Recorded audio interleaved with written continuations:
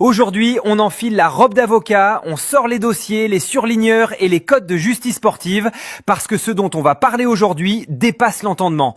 On va parler du plus grand braquage institutionnel de l'histoire du football africain. Comme vous le savez, la Confédération africaine de football, la CAF, a officiellement décidé de retirer la Coupe d'Afrique des Nations 2025 au Sénégal pour l'attribuer sur tapis vert au Maroc. Depuis cette annonce, les réseaux sociaux sont une véritable zone de guerre. Ça s'insulte, ça crie au complot, ça parle de corruption, de favoritisme.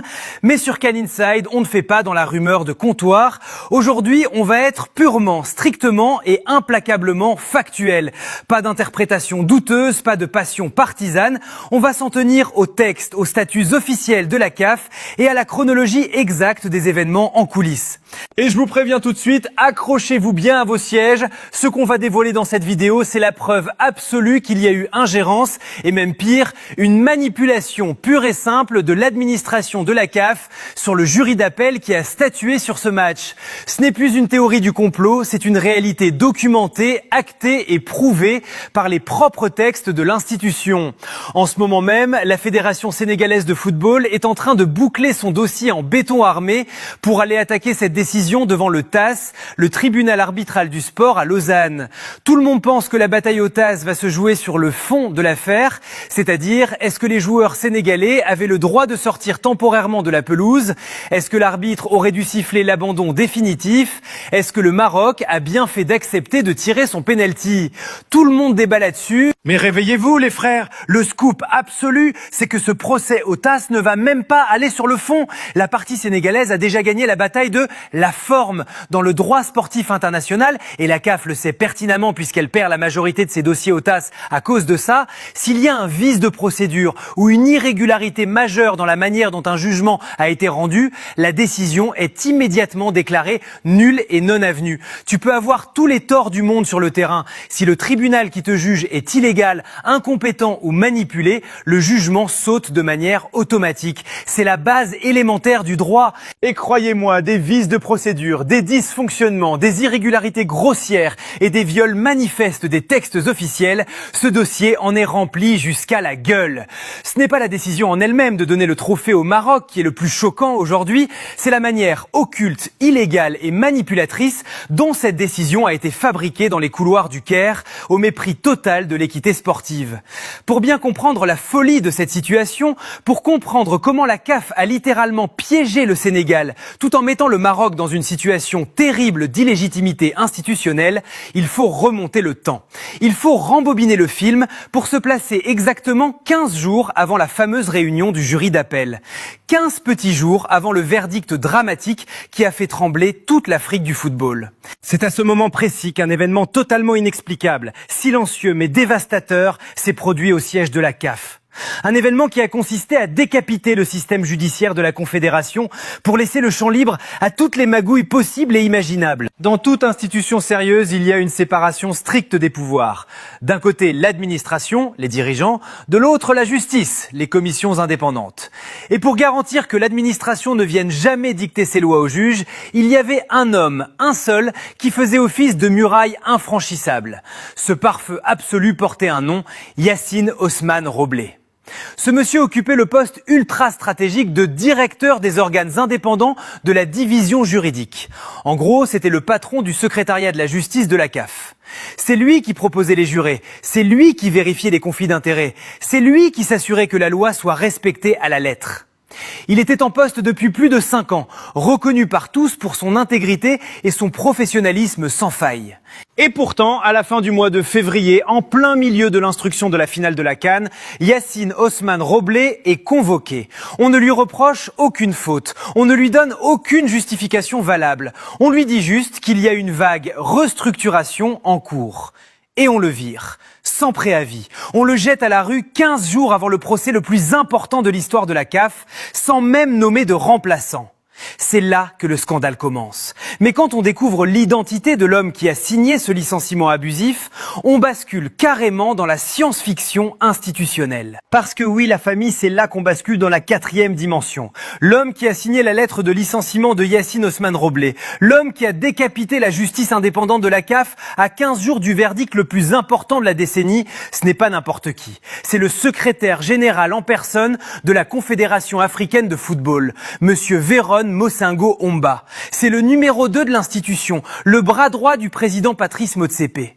Sur le papier, on pourrait se dire, bon, c'est le grand patron de l'administration, il a le droit de virer ses employés. Sauf que non, 1000 fois non. Et c'est là que le dossier de la Fédération sénégalaise de football devient une arme de destruction massive pour le tribunal arbitral du sport. Accrochez-vous bien à cette information parce qu'elle est d'une gravité sans nom.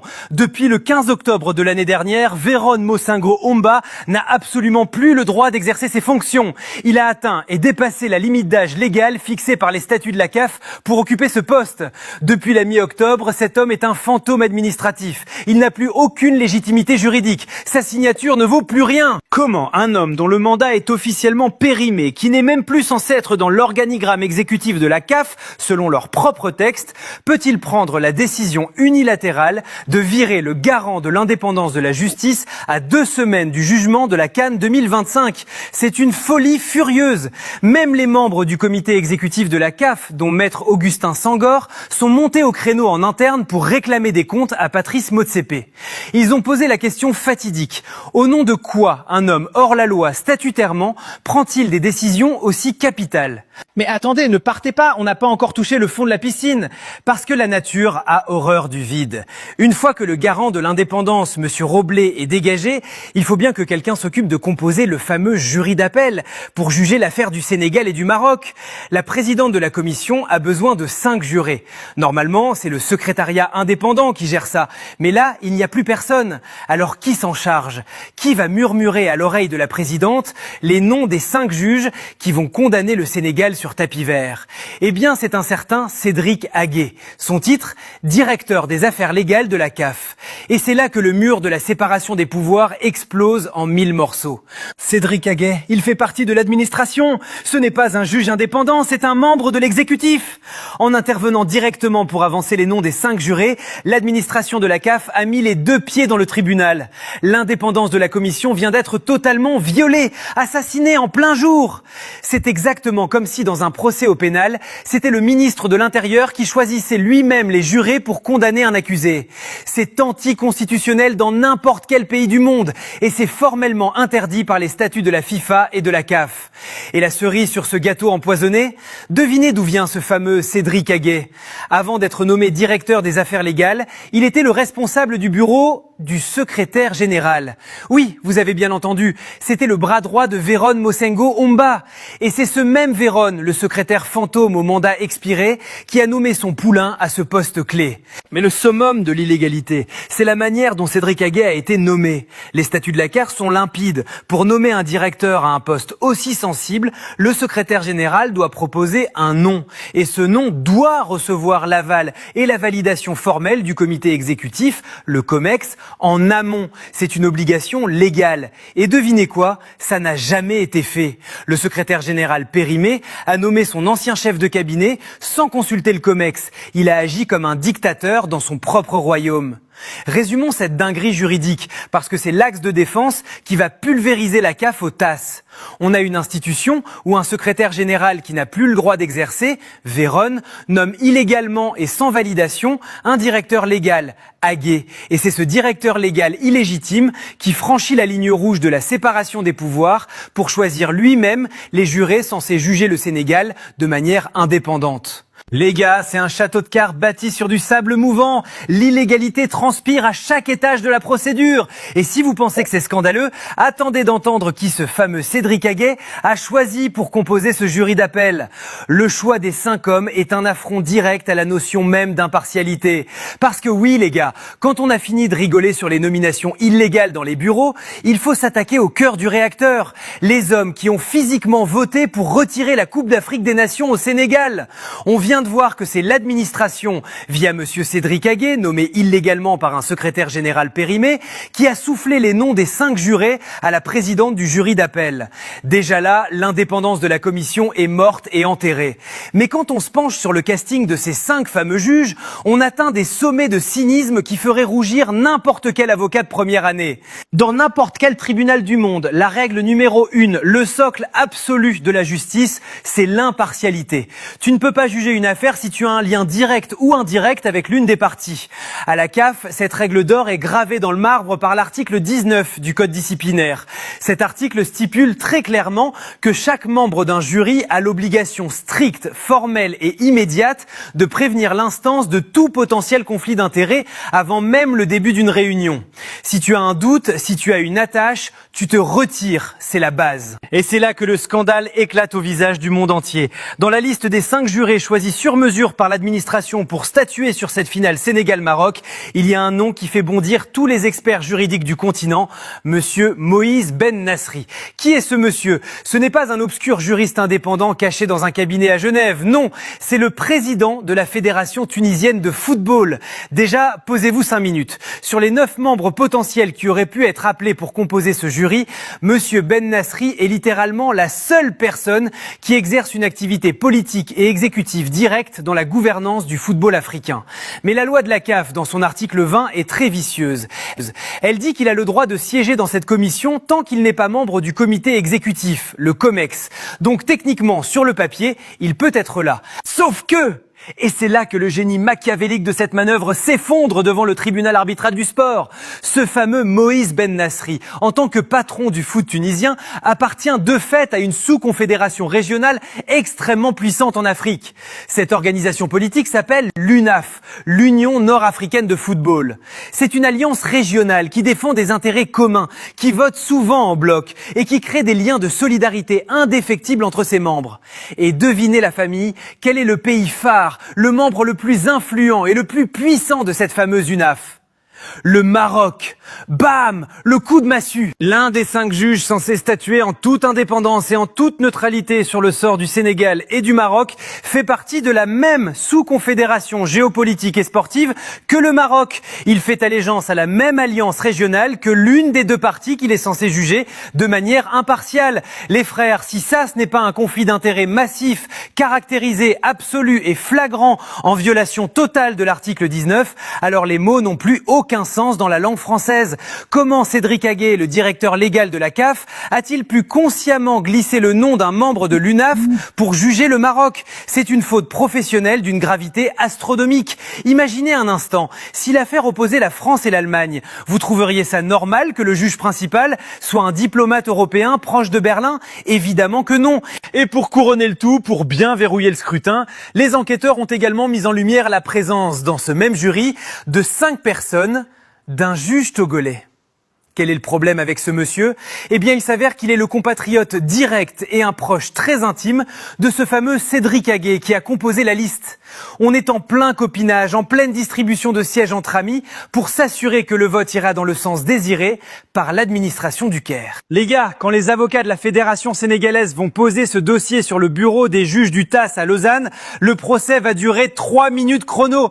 Les magistrats suisses vont regarder la composition du jury, ils vont voir l'administration qui choisit ses amis, ils vont voir le membre de l'UNAF qui juge le Maroc, ils vont ouvrir le code disciplinaire à la page de l'article 19 et ils vont tout annuler. Ils n'auront même pas besoin de regarder le match, le raté de Brahim Diaz ou la sortie des joueurs sénégalais. Le vice de forme est tellement gargantuesque qu'il annule tout le reste. Mais la question qui brûle maintenant les lèvres de tout le continent, c'est où est le comité exécutif dans tout ça? Où sont les contre-pouvoirs? Où est Patrice Motsepe? Et surtout, pourquoi des membres de la CAF laisse-t-il faire un tel massacre juridique sans lever le petit doigt? Parce que la vraie question que tout amoureux du football africain doit se poser aujourd'hui, la famille, c'est comment a-t-on pu en arriver là? Comment une poignée d'hommes de l'administration, un secrétaire général au mandat périmé et un directeur légal nommé en catimini ont pu prendre en otage la plus grande compétition de notre continent sans que personne ne les arrête? Où sont les contre-pouvoirs? Où est la police interne de la CAF? Normalement, le garde-fou de l'institution institution, c'est le comité exécutif, le fameux COMEX. C'est le parlement du football africain, composé des présidents des plus grandes fédérations du continent. Dans ce COMEX, on retrouve d'ailleurs les deux grands protagonistes de notre affaire, Maître Augustin Senghor pour le Sénégal et Fouzi Lekja pour le Maroc.